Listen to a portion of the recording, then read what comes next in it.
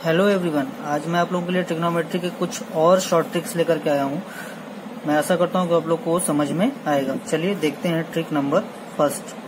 ध्यान दीजिएगा, trick number first क्या है, और ये भी आधारित है हमारा किसके ऊपर, पाइथागोरस के ऊपर। पर आप लोग इसको ध्यान नहीं देते हैं, पर यहाँ पे ध्यान दीजिएगा आप लोग। मैं जो बताने जा रहा हूँ अच्छे से देखिएगा। यदि हमारे पास sec theta plus minus ten theta is equal to X हो, ये एक्स कुछ भी हो सकता है, कोई भी मान हो सकता है। तो यहाँ हमारे लिए कोई ट्रायंगल अगर है और वो 90 डिग्री हो, तो ये हमारे लिए अगर थीटा है तो इसका जो बेस होगा वो 2x हो जाएगा। क्या हो जाएगा? इसका आधार 2x हो जाएगा। इसका जो कर्ण होगा वो x स्क्वायर प्लस 1 होगा, और इसका जो लंब होगा वो x स्क्वायर माइनस 1 हो जाएगा। ध्यान दीजिएगा, sec theta plus minus ten theta is equal to x हो तब तो हमारे लिए ये फार्मूला काम करेगा। और यहाँ पे क्वेश्चन कैसे पूछता है, यहाँ पे sec theta plus minus ten theta is equal to x दे देगा, कोई भी वैल्यू वहाँ पूछ सकता है। Sec theta is equal to क्या होगा, tan theta is equal to क्या होगा, sine theta is equal to क्या होगा, cot theta is equal to क्या होगा। मीन्स जो 6 ट्रिग्नोमेट्रिक रेशियोज हैं उनके बारे में यहाँ पे पूछ सकता है। चलिए देखते हैं ट्रिक नंबर 2। इसके बारे में अभी मैं क्वेश्चन डिस्कस करता हूँ आप लोगों से। ट्रिक नंबर 2, यदि जो दूसरा ट्रिक है वो क्या है, यदि cosec theta plus minus cot theta is equal to x हो तब क्या हो जाएगा। यहाँ पे भी वही रूल, ट्रायंगल बनाएंगे, राइट ट्रायंगल, जिसमें ये हमारे लिए थीटा होगा और ये 90 होगा। ये क्या होगा? 90। ध्यान दीजिएगा, तो इसका बेस हो जाएगा x square minus 1, x square plus 1, और ये 2x हो जाएगा। ध्यान दीजिएगा आप लोग, यहाँ पे भी वही क्वेश्चन, यहाँ पे भी 6 ट्रिग्नोमेट्रिक रेशियोज के बारे में पूछा जा सकता है, तो हम डायरेक्टली ये फार्मूला यूज करेंगे। अभी चलते हैं ट्रिक नंबर 3 की तरफ। ट्रिक नंबर 3, ट्रिक नंबर 3 क्या है, यदि आप लोगों को दिया हो a cos theta plus b sin theta is equal to m, और a sin theta minus b cos theta is equal to n। यहाँ m और n कोई भी नंबर हो सकते हैं। ध्यान दीजिएगा, m और n कोई भी नंबर हो सकते हैं। इनके ऊपर जो आधारित प्रश्न आते हैं वो तो आप लोग को अभी आगे क्वेश्चंस बताते हैं, लेकिन यहाँ इसका जो ट्रिक यूज होगा वो हमारे लिए क्या हो जाता है। ध्यान दीजिएगा, इसमें हमारा जो रिजल्ट आता है वो क्या आता है, a square plus b square is equal to n square plus m square. ध्यान दीजिएगा, ये इसका रिजल्ट आएगा। अब यहाँ से हमारे पास कुछ भी पूछ सकता है, a की वैल्यू पूछ सकता है, b की, n की या m की। तो जब भी किसी की वैल्यू पूछेगा हम उसको वहीं पे रोक करके बाकी को दूसरे साइड ले जाकर सॉल्व करके रिजल्ट बता देंगे। ठीक है, एक ही पूछता है तो स्क्वायर रूट ही रखेंगे, क्योंकि अगर स्क्वायर हटेगा तो रूट लगाएंगे। आप लोग को समझ में आ ही रहा होगा। चलिए इसके ऊपर क्वेश्चन डिस्कस करते हैं। चलिए देखते हैं क्वेश्चन नंबर फर्स्ट क्या है। क्वेश्चन नंबर फर्स्ट, यदि sec theta plus tan theta is equal to 2 हो तो साइन थीटा का मान क्या होगा। ध्यान दीजिए, ये पहला वाला जो मैंने ट्रिक बताया था कि उसके आधार पे क्वेश्चन है।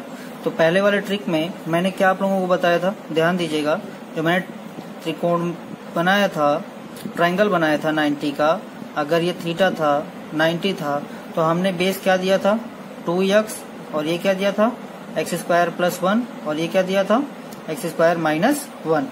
तो हमें क्या चाहिए, साइन थीटा का मान चाहिए। तो साइन थीटा के लिए क्या करेंगे, सीधे ध्यान दीजिएगा, हमारे पास अगर वैल्यू 2 है तो यहाँ कितना हो जाएगा, 4 हो जाएगा। कितना हो जाएगा, 4 हो जाएगा।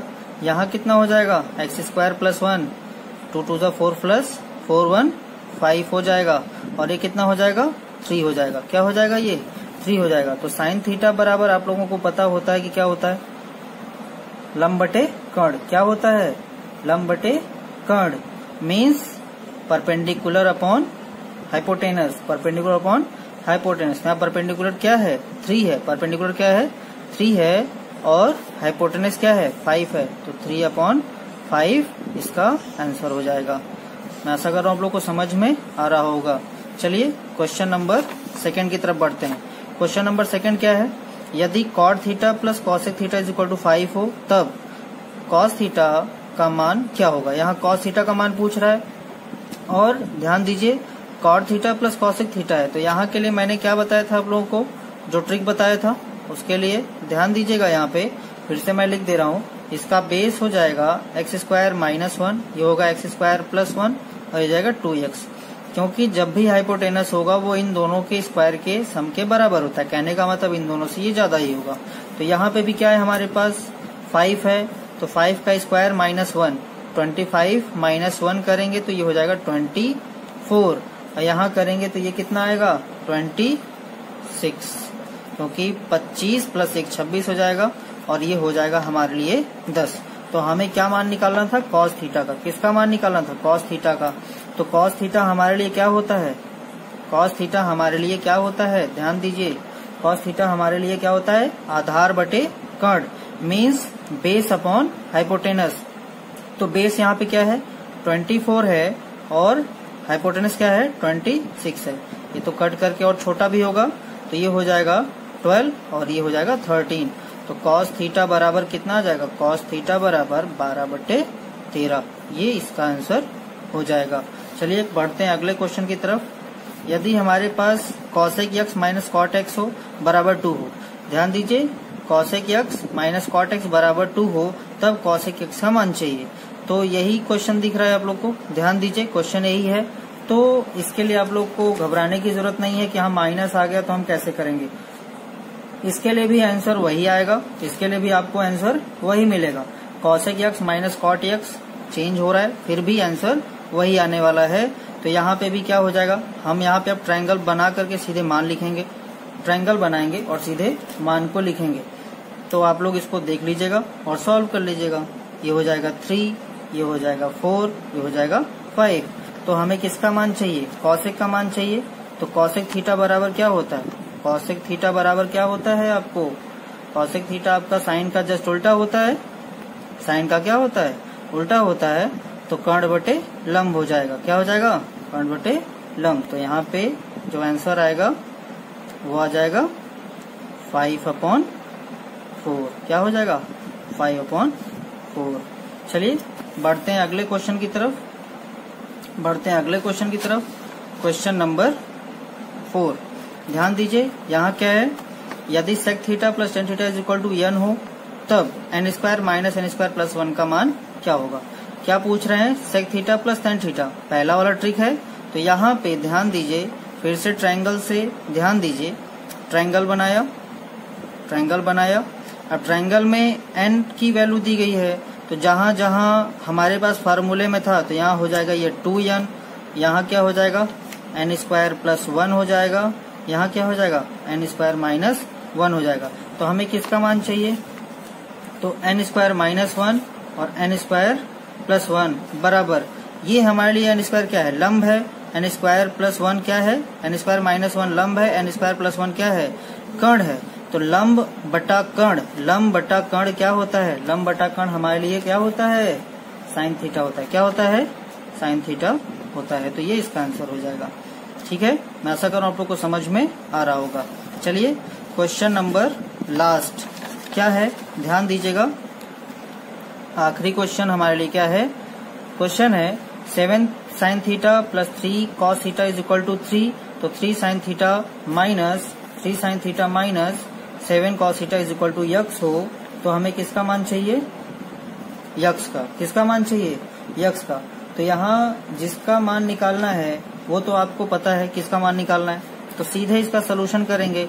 हमने आपको अभी फार्मूला बताया था, अगर 7 sin theta plus 3 cos theta means a sin theta plus b cos theta is equal to m हो और b sin theta minus a cos theta is equal to n हो, तो यहाँ क्या हो जाएगा, ध्यान दीजिएगा। तो इसके लिए हम सीधे क्या करेंगे, सॉल्व करेंगे। कैसे, a² plus b² is equal to m² plus n² से। हमें यहाँ पे m का वैल्यू दिया गया है, हमें किसका वैल्यू चाहिए, n का। तो n को रोक करके इसको उधर ले जाके माइनस कर देंगे, तो ये हो जाएगा n square is equal to a square plus b square minus m square. तो यहाँ पे n का वैल्यू हमें निकालना है, ध्यान दीजिएगा, n का वैल्यू निकालना है तो इसको हम रूट में रख देंगे, ये हो जाएगा a square plus b square minus m square. अब यहाँ पे आपको मान को रख देना है, a बराबर क्या है, यहाँ पे a इज इक्वल टू 7 है, तो n is equal two plus minus में ये आंसर आएगा, ये हो जाएगा 7 स्क्वायर माइनस b का वैल्यू कितना है, 3 है, b का वैल्यू कितना है, 3 है, सॉरी प्लस में 3 स्क्वायर और माइनस में m का वैल्यू भी क्या है, 3 स्क्वायर। तो ये दोनों तो आपस में कैंसिल हो जाएंगे, 7 का स्क्वायर है तो n is equal to root में अगर कोई वैल्यू 2 बार होती है तो उसको सिंगल टाइम्स में एक बार हम बाहर लिख लेते हैं, ये इसका आंसर हो जाएगा। ऐसा कर रहा हूँ आप लोग को समझ में आया होगा।